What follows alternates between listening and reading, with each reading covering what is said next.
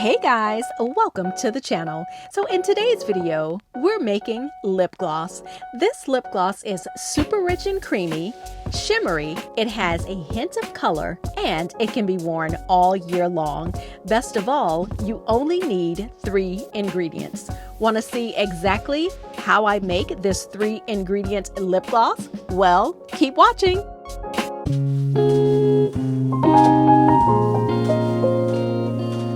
So guys, just as an FYI, this lip gloss recipe can be found over on my website at beautyrove.com.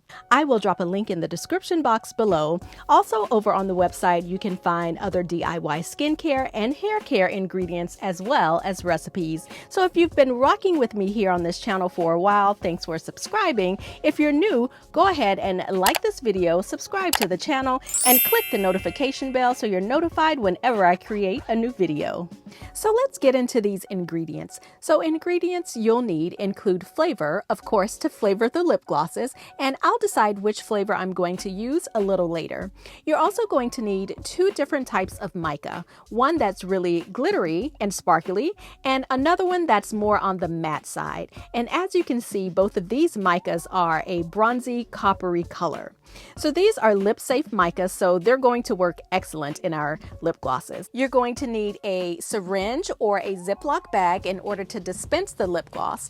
And then you're also going to need lip gloss tubes. And I found these cute little pink lip gloss tubes online. They were so cute, so I decided to go ahead and try them out. And they also come with a screw top and then a little wand in order to place the lip gloss onto your lips. So the most important thing that we'll need, of course, is the lip gloss base. So this is a pre-made base that I'll be using, but of course you can make your own base. So let's go ahead and start by measuring out our lip gloss base. And this particular lip gloss base is formulated with both jojoba oil and vitamin E. So you can certainly add any additional oils that you like coconut oil or sweet almond oil. But I won't be adding any additional oils to this. I'll just work with it how it's already been formulated. So as you can see, this lip gloss base is very thick and creamy, so it should make an excellent lip gloss that gives our lips a beautiful shine. And it does have quite a few bubbles in it, but that's okay. That should not be a problem when we're applying it to our lips. But you can always opt for a different lip base that has less air bubbles, or you can always make your own lip gloss base. So next, I'm going to go ahead and measure out some of the bronze mica. So this is about 1/8 of a teaspoon, and mica doesn't really add much color to the lips, or the color actually will be very sheer. So I'm going to go ahead and add in the sparkly mica now, and this is going to give us some pizzazz. And this is an absolutely gorgeous mica. I love this mica. It's so shimmery. And don't worry, the color as well as the sparkle is going to be very minimal when you apply it to your lips if you try making this lip gloss. So if you're new to making lip glosses, mica, it's just a naturally occurring mineral that's added to many types of cosmetics, including eyeshadows, blushes, it's in lipsticks, and the list goes on and on and on. If you have any makeup anywhere in your bathroom or in your toiletry cases, it probably has mica in it.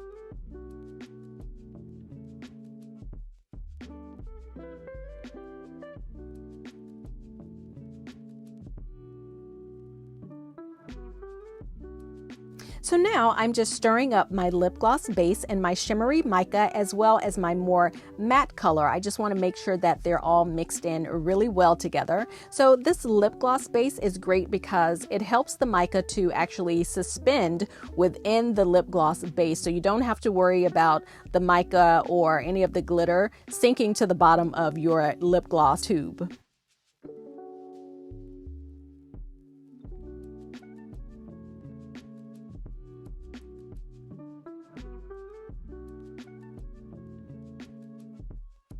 So now it's time to add in our lip flavor, and I'm going to add in about 3 to 4 drops of coconut flavoring, which I decided on. And again, you can choose whatever flavor you like. So I'm going to go ahead now and stir it up and mix my flavor in really well.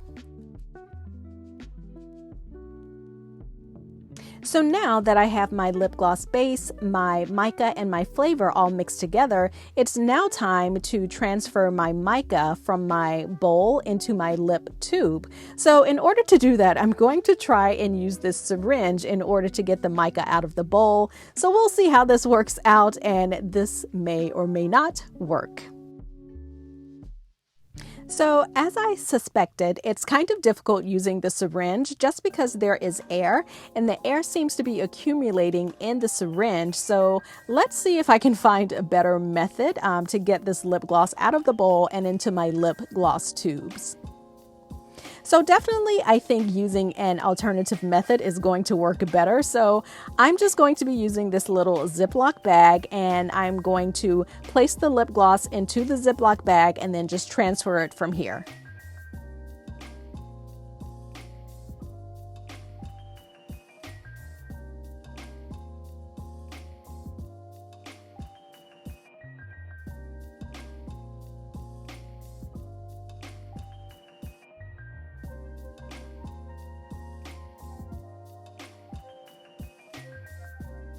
So now that I have all of the lip gloss in my little Ziploc bag, I'm just going to give it a squeeze and squeeze the lip gloss down into the bottom corner of the bag, and that should make transferring this much easier.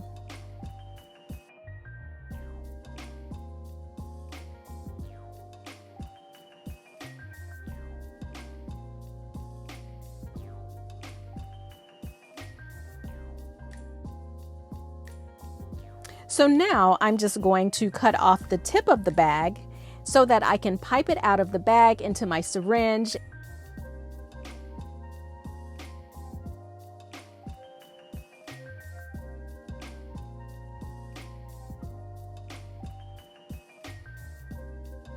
And now I'm just going to make a much smaller tip to fit onto the tip of the syringe, and that should help me with transferring this lip gloss into my tube.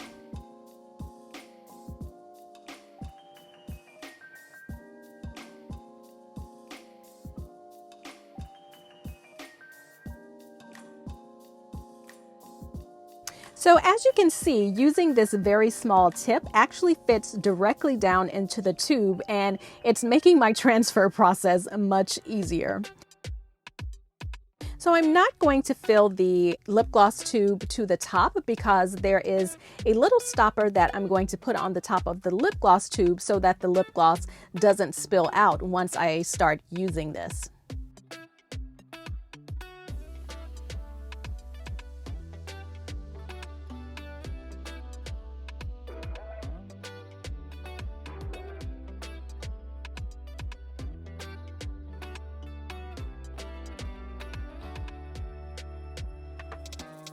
So let's see how the lip gloss came out. So as you can see, the color is very light, but it's still shimmery and glossy. So this will look absolutely beautiful on anyone. So guys, I hope you enjoyed this video. Don't forget, like this video, comment, subscribe, and share. Products that I use can be found in the description box below, and I will see you guys in the next video. Bye!